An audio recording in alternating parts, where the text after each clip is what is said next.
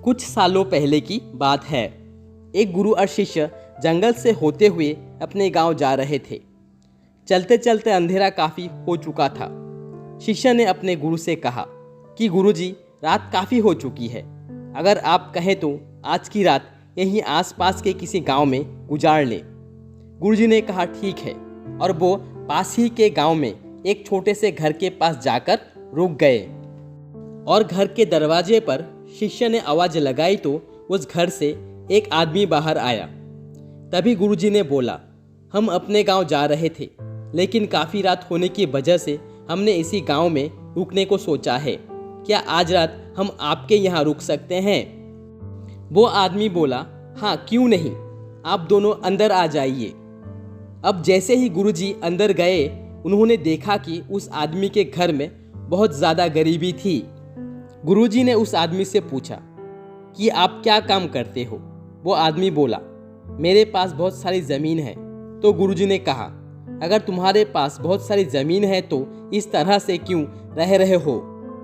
वो आदमी बोला, ये ज़मीन किसी काम की नहीं है। गांव वाले बोलते हैं कि ये बंजर ज़मीन है, यहाँ पर कुछ भी नहीं उगाया जा सकता है, और वहाँ पर फसल उगाना बहुत बड़ी बेवकूफ़ी है। गुरुजी ने कहा कि फिर तुम्हारा गुजारा कैसे होता है? उस आदमी ने कहा, मेरे पास एक भैंस है जिससे मेरा पूरा घर चलता है।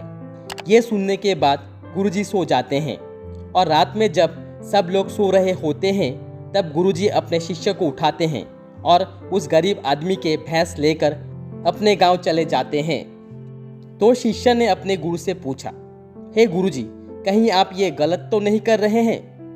उस गरीब आदमी की रोजी रोटी इसी भैंस की वजह से चलती है। गुरुजी ने कुछ नहीं कहा और अपने शिष्य की तरफ मुस्कुराते हुए आगे बढ़ चले जाते हैं। इस बात को तकरीबन 10 साल गुजर गए, और जो गुरु का शिष्य था वो बहुत बड़ा गुरु बन चुका था। तो एक दिन उन्हें उस गरीब आदमी की याद आती है कि मेरे गुरु ने उस आदमी के साथ अच्छा नहीं किया था। मुझे एक बार चलकर देखना चाहिए कि वो आदमी अब किस परिस्थिति में है।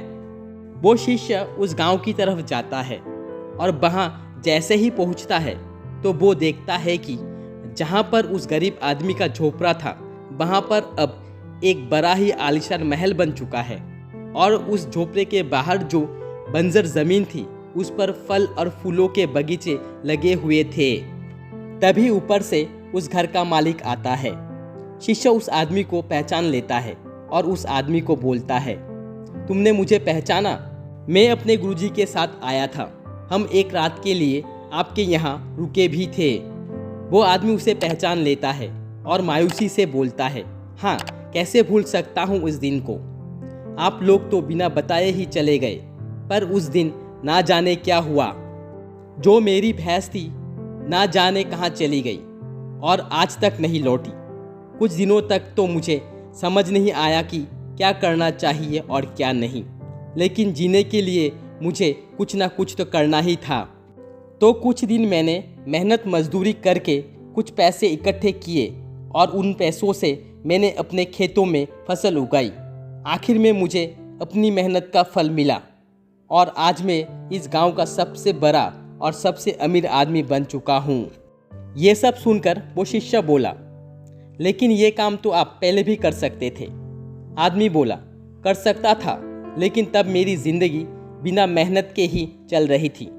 मुझे कभी लगा ही नहीं कि मेरे अंदर भी इतना कुछ करने का क्षमता है, इसीलिए मैंने कोशिश ही नहीं की। लेकिन जब मेरी भैंस चली गई तब मुझे एहसास हुआ कि मैं दूसरा काम भी कर सकता हूँ, जिससे मैं अच्छा खासा पैसा कमा सकता हूँ और मेरे बच्चों और पत्नी को अच्छी ज़िंदगी भी दे सकता हूँ। इसीलिए मुझे कुछ ना कुछ तो करना ही था, और तब मैंने ठान लिया था कि अब मैं जो भी करूँगा पूरी मेहनत के साथ करूँगा, अपने दम पर करूँगा, और आज इसीलिए मैं इस मुकाम पर पहुँचा हूँ।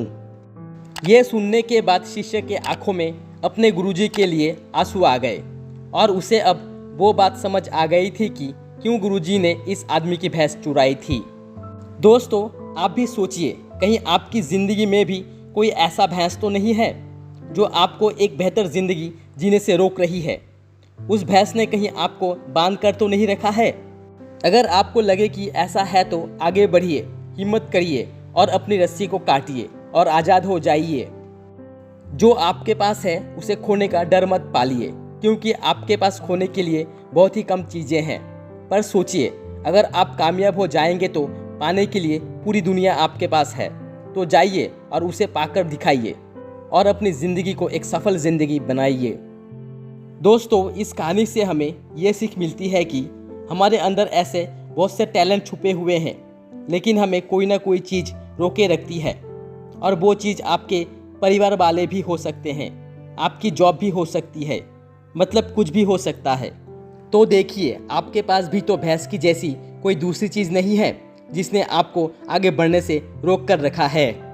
दोस्तों, ये कहानी आपको कैसी लगी हमें कमेंट करके बताएं और इस वीडियो को अपने दोस्तों के साथ शेयर ज़रूर करें। और ऐसी ही वीडियो आगे भी देखने के लिए हमारे चैनल को सब्सक्राइब ज़रूर करें।